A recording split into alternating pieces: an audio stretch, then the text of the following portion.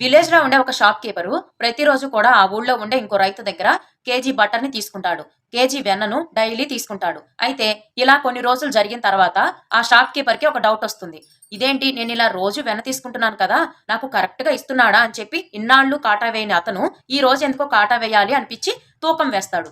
తీరా ఆ వెన్న 900 గ్రాములు మాత్రమే ఉంటుంది. దీనికి ఆ షాప్ కీపర్‌కి బాగా కోపమొస్తుంది. ఇదేంటి నేనింత మోసపోయానా? రోజు నేను 900 గ్రాముల వెన్ననే తీసుకుంటున్నానా? ఆ రైతుని నమ్మి అనవసరంగా మోసపోయానే అని చెప్పి నానా రకాలుగా ఆ రైతుని తిట్టేసుకొని ఎలాగైనా సరే నాకు న్యాయం జరగాలి అని చెప్పి ఊళ్ళో ఉన్న గ్రామ సర్పంచ్ దగ్గరికి వెళ్లి ఫిర్యాదు చేసి ఎలాగైనా సరే నాకు న్యాయం చేయాలి. ఆ రైతు దగ్గర నుంచి నేను నష్టపరిహారం తీసుకోవాలి అని చెప్పి అక్కడ ఫిర్యాదు చేస్తాడు. సరే అని చెప్పి సర్పంచ్ కూడా ఇది కరెక్ట్ కాదు కదా అని చెప్పి అందరిని పిలిపించి ఊళ్ళో రచ్చబండ పెడతారు. ఇలా పెట్టిన తర్వాత ఆ రైతుని ఇలా అడుగుతారు.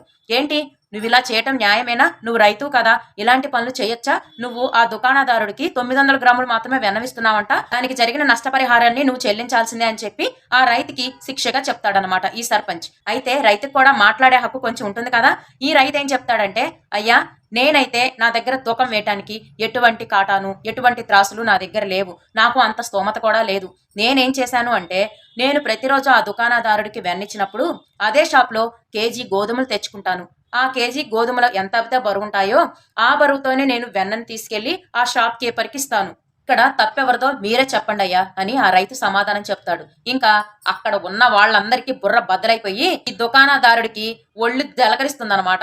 అయ్యో! పొయ్యి నా గొయ్యి నేనే తవ్వుకున్నానా అని చెప్పి ఆ దుకాణదారుడికి అర్థమవుతుంది. ఆ దుకాణదారుడి మోసాన్ని గుర్తించి రైతుకు జరిగిన అన్యాయానికి నష్టపరిహారంగా దుకాణదారుడి దగ్గర నుంచి కొన్ని డబ్బుల్ని ఇప్పిస్తాడనమాట ఆ సర్పంచి.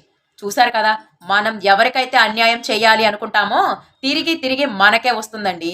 ఇలాంటి సత్యాలు, ఇలాంటి కర్మ ఫలితాల గురించి నేనైతే చాలా వీడియోస్‌లో చెప్పానండి మీకు. ఎప్పుడైనా సరే మనం ఒకరికి అన్యాయం చేయాలి అనుకుంటే అది మనకే వస్తుంది. కొంచెం జాగ్రత్తగా ఉండండి.